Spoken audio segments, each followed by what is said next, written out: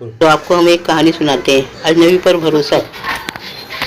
एक समय की बात है जब एक शहर के वासी वहां के चोरों से बहुत परेशान थे। लगातार चोरियों की घटना से सबक लेकर एक बार एक नौजवान पुलिस अफसर ने वहां के सारे चोरों को पकड़ने के लिए रणनीति बनाकर सभी चोरों को पकड़ना शुरू कर दिया। उन्हीं चोरों में से एक शातिर चोर घनु भी था। जब धनु चोर को लगा कि पुलिस अभी उसे पकड़ लेगी तो उसने फैसला किया कि वह शहर से कहीं दूर जाकर छिप जाएगा। शहर से दूर केरल के किसी सुदूर गांव में वह साधु का रूप धारण कर रहने लगा। घनु चोर बोलने और लोगों को अपनी ओर आकर्षित करने में माहिर था। घनु चोर उस साधु बाबा बनकर गांव में रहने लगा। अपने प्रवचन से वह लोगों में एक सन्यासी बाबा और ज्ञानी कहलाने लगा।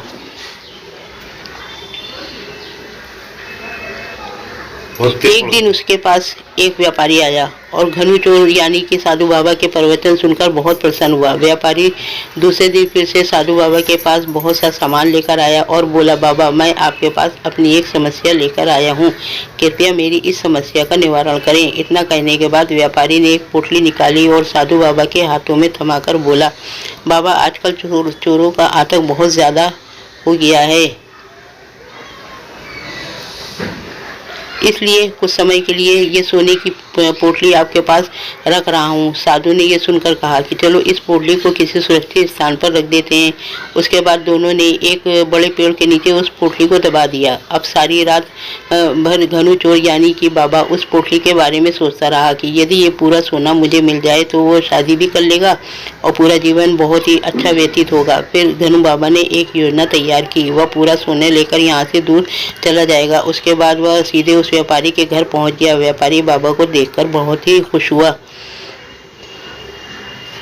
उस दिन व्यापारी के घर एक शिक्षक भी आया हुआ था। शिक्षक ने देख रहा था कि व्यापारी साधु बाबा के लिए बहुत सारे पकवान बनाकर उन्हें खिला रहा है। थोड़ी देर बाद घनु बाबा ने कहा कि अब वह लंबी यात्रा पर जा रहा है। व्यापारी ये सुनकर उदासी से बोला, बाबा कुछ दिन के लिए रुक जाते तो अच्छा होता।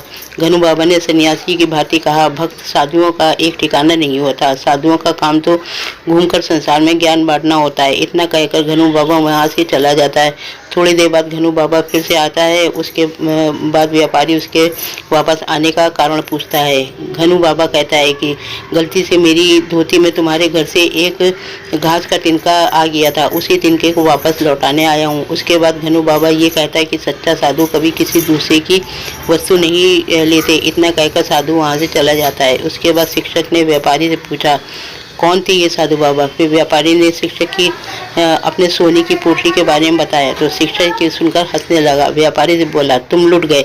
व्यापारी झल्लाकर बोला, क्या मतलब?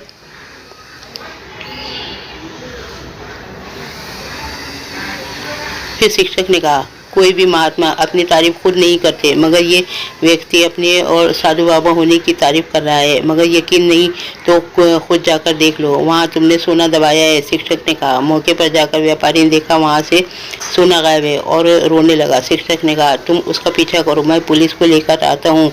उसके बाद साधु बाबा का पीछा करता हुआ पुलिस ने उसे पकड़ लिया। फिर उसने बताया वो कोई साधु बाबा नहीं है, वह एक चोर है। दोस्तों, जीवन में आँख बंद कर किसी पर एकदम से विश्वास नहीं करना चाहिए, चाहे वो साधु हो या कोई और हो।